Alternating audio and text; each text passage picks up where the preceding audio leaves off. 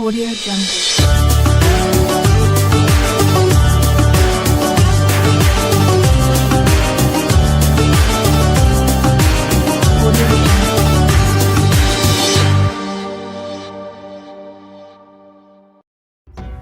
Bismillahirrahmanirrahim. Assalamualaikum warahmatullahi wabarakatuh. Innal hamdalillah nahmaduhu wa nasta'inuhu wa nastaghfiruh wa na'udzu billahi min shururi anfusina wa min sayyiati a'malina may yahdihillahu fala mudilla lahu wa may yudlilhu fala hadiya lahu. Asyhadu an la ilaha illallah wahdahu la syarika lahu wa asyhadu anna Muhammadan abduhu wa rasuluhu la nabiyya wa la rasula ba'da. Allahumma shalli wa sallim wa barik ala nabiyyina Muhammadin wa ala alihi wa sahbihi ajmain. Amma ba'du. Para mitra Juragan Bersatu beraksi, pada kesempatan episode yang ketiga ini ya, kembali kita melanjutkan tausiah Ramadan 1445 Hijriah. Dan pada kesempatan episode ketiga ini satu tema menarik sudah diangkat, ya sudah dipilihkan kepada saya, yaitu meraih keistimewaan malam Qadar atau Lailatul Qadar. Baik, malam Qadar atau Lailatul Qadar yaitu adalah malam kemuliaan di mana Allah Subhanahu wa taala menurunkan berbagai rahmatnya, berbagai kebarokahannya yang melimpah pada satu malam itu, dan malam itu hanya ada di bulan suci Ramadan. Oleh karenanya ya, kita sebagai umat Rasulullah SAW mendambakan untuk bisa menemui malam Qadar itu ya, atau Lailatul Qadar itu, dan mengisi satu malam itu dengan ibadah kepada Allah Subhanahu wa taala. Karena nilai pahalanya ya, orang yang beribadah di malam Qadar itu, satu malam itu, maka akan dilipat gandakan nilai pahalanya sebanyak ya 1000 bulan ya. Sehingga kalau dihitung 1000 bulan itu sekitar 83 tahun sekian. Jadi begitu banyak ya, begitu banyak pahala yang diberikan Allah Subhanahu wa taala khusus untuk satu malam itu. Dan Rasulullah SAW memberikan isyarat ya, melalui Ummul Mukminin yaitu Aisyah radhiyallahu anha, bahwasanya carilah malam Qadar itu atau Lailatul Qadar itu di 10 hari terakhir di bulan suci Ramadan, dan beliau memberikan isyarat untuk malam-malam ganjilnya, di malam ganjil ya. Namun ya, kita ada perbedaan awal ya, dan mungkin jumlah Ramadan tahun ini ada yang 29 hari, ada yang 30 hari. Maka kita ambil 10 hari terakhir, tidak perlu genap, tidak perlu mengambil genap atau ganjilnya untuk yang namanya itikaf ya. Itikaf itu jadi berdiam diri di masjid ya, di masjid utamanya masjid ya, atau di musola, atau ya kalau tidak bisa juga ya di musola rumah ya. Untuk berapa? Untuk mendekatkan diri kita kepada Allah Subhanahu wa taala ya. Jadi berdiam dirinya itu yang namanya itikaf itu, kita niatkan masuk ke dalam masjid atau musola dengan itikaf. Nah, itu itikaf lillahi ta'ala, dan di dalamnya bukan untuk tidur, tetapi untuk mendekatkan diri kepada Allah Subhanahu wa taala dengan banyak-banyak beribadah.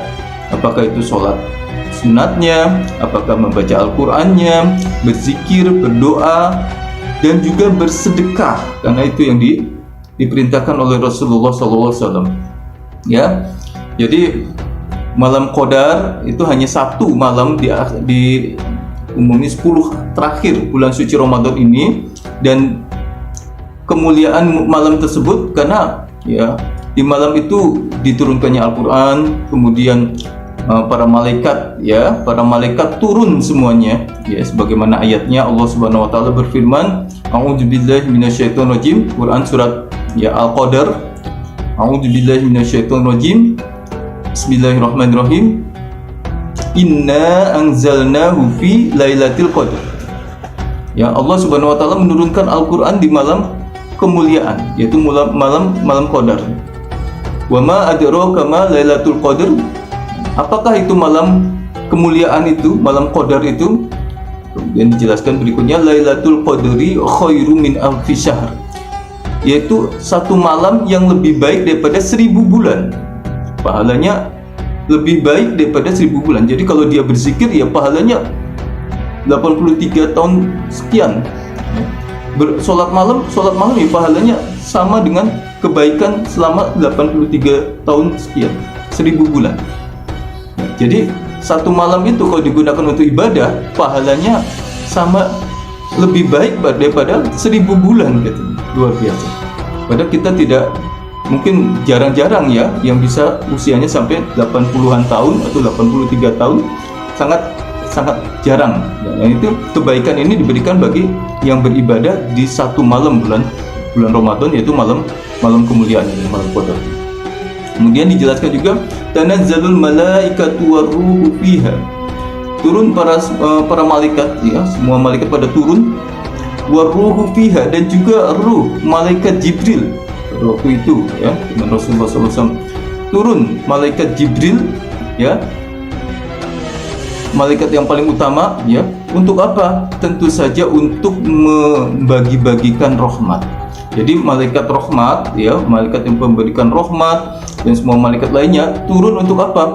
Untuk menyaksikan orang yang beribadah, hamba yang beribadah pada malam itu, dan juga mendoakan pada hamba yang beribadah pada malam itu, malam qadar itu, untuk dicurahi rahmat, dicurahi barokah, dicurahi ampunan oleh Allah Subhanahu wa taala sampai terbit fajar. Maka kita dianjurkan untuk beriktikaf sampai subuh itu, ya. Bagi yang mampu bisa beriktikaf selama 10 hari terakhir, misalnya siang dan malam, ya. Bisa juga malamnya saja karena mungkin siang bekerja, ya. Malamnya saja, ya, di 10 hari terakhir. Bisa juga di malam-malam ganjilnya saja, ya. Atau, ya, semampunya kita beribadah, minimal misalnya kita masuk ketika sholat tarawih, ya, kita niatkan untuk itikaf, itu pun jatuhnya kepada itikaf, berdiam diri meskipun dalam waktu sesaat, meskipun dalam waktu beberapa menit, ya, asal diniatkan untuk itikaf, maka itu menjadi tergolong nilai itikaf di hadapan Allah. Jadi setiap mau sholat tarawih itu, ya, sholat isya atau mau sholat isya, ya, masuk masjid kita niatkan itikaf pada waktu itu tergolong itikaf di jalan Allah Subhanahu wa taala. Dan kita banyak beribadah di malam itu, misalnya amalan kita ini nilainya, ya, sama dengan 1000 bulan, ya.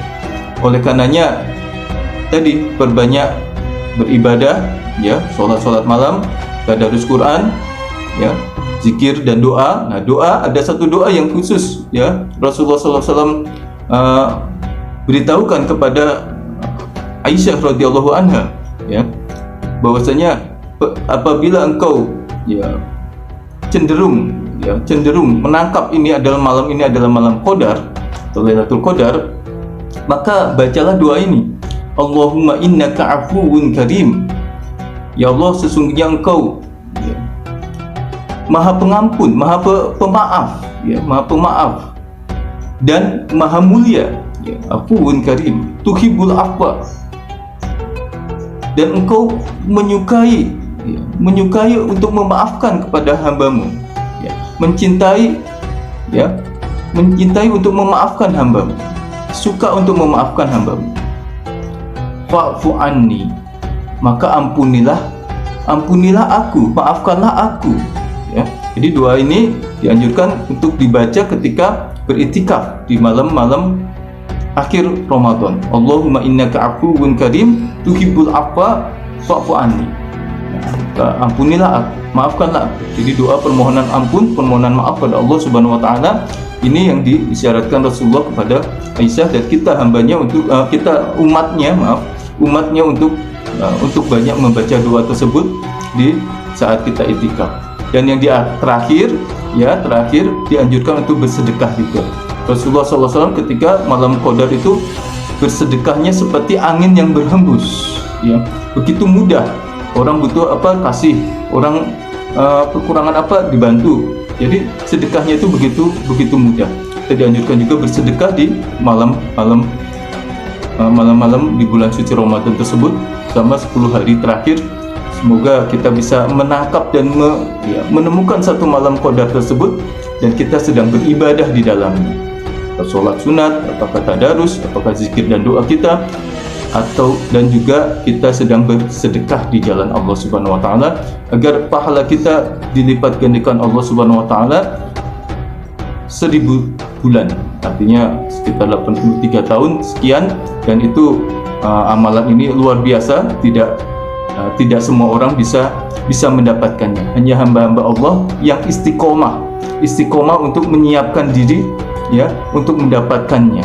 Ya, artinya sebelumnya sudah mempersiapkan diri. Bahwasanya 10 hari terakhir saya berupaya mendekatkan diri kepada Allah Subhanahu wa taala, ikaf dan lain sebagainya. Demikian yang bisa kami sampaikan, ada benar ada baiknya, datangnya dari Allah dan atas segala kekurangannya saya mohon maaf. Usikum wa nafsi bittaqwallah. Subhanakallahumma wa bihamdika asyhadu an la ilaha illa anta astaghfiruka wa atubu ilaik. Assalamualaikum warahmatullahi wabarakatuh.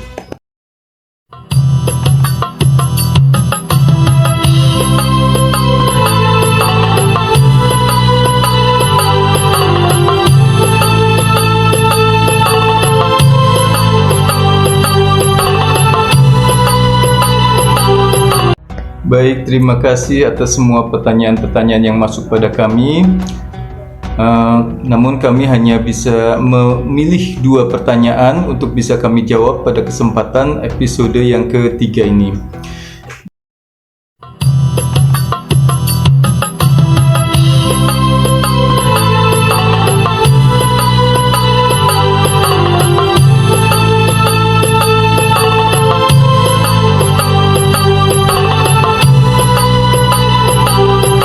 Yaitu yang pertama, pertanyaan dari salah seorang mitra yang menanyakan tentang apa tanda-tanda diterimanya puasa kita di bulan suci Ramadan ini.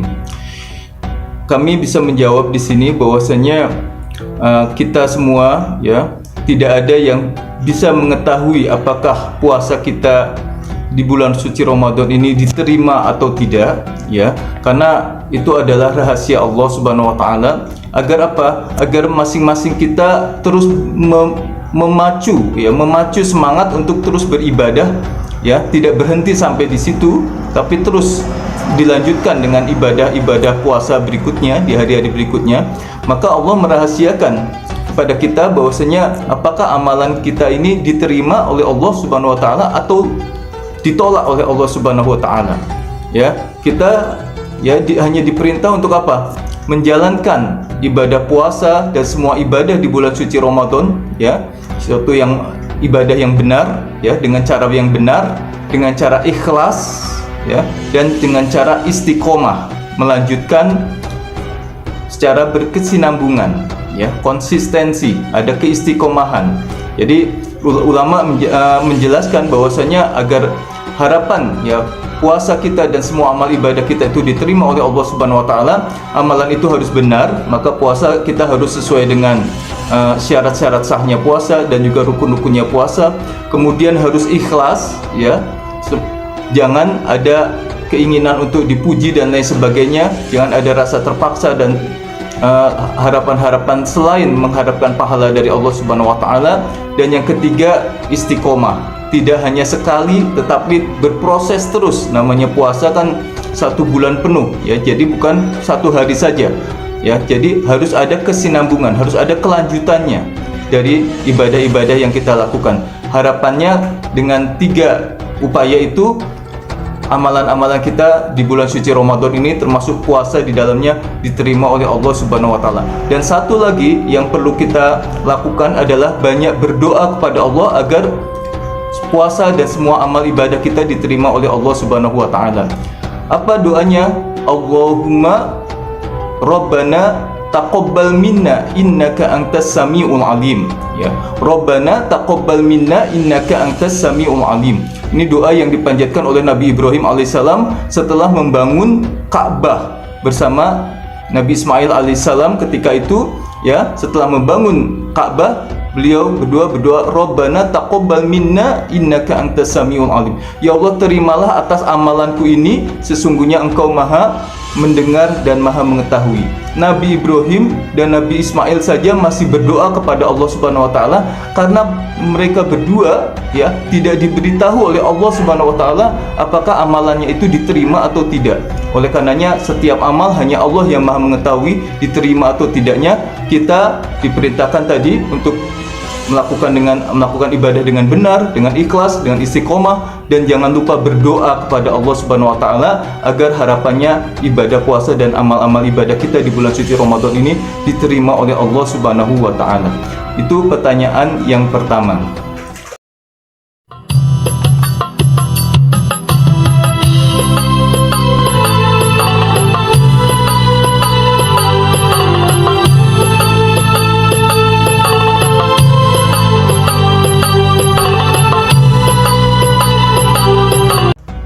Untuk jawaban pertanyaan yang kedua dari Pitra Juragan Bersatu yang menanyakan tentang bagaimana, ya, puasanya ketika beliau itu, ya, suntik KB, ya, suntik KB selama 3 bulan, ya, 3 bulan itu keluar flek terus, ya, keluar flek artinya darahnya itu apakah itu bagian daripada menstruasi atau bukan gitu. Nah, kami bisa menjelaskan bahwasanya tetap puasa dan sholatnya itu tetap sah, tetap dilakukan, tetap dikerjakan karena itu kewajiban yang harus dikerjakan karena itu bukan darah menstruasi.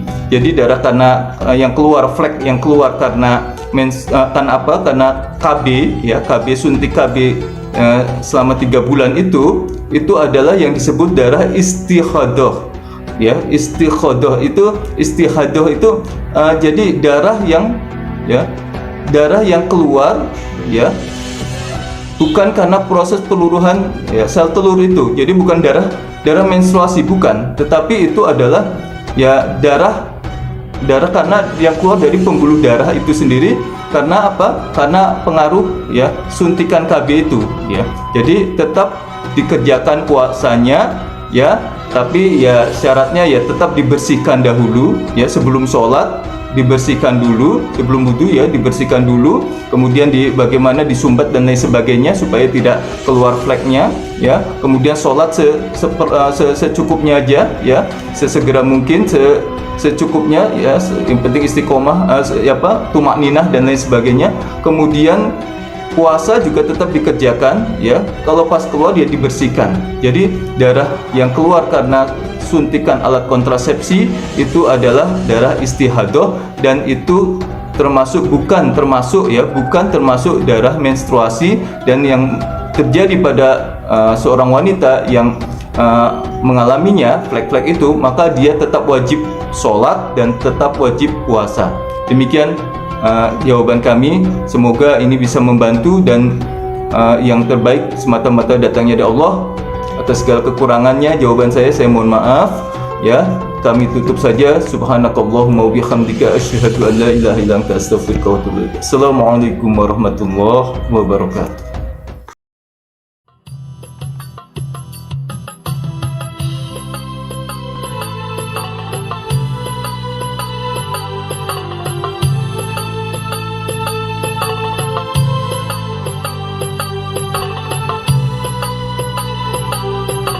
Audio Jungle.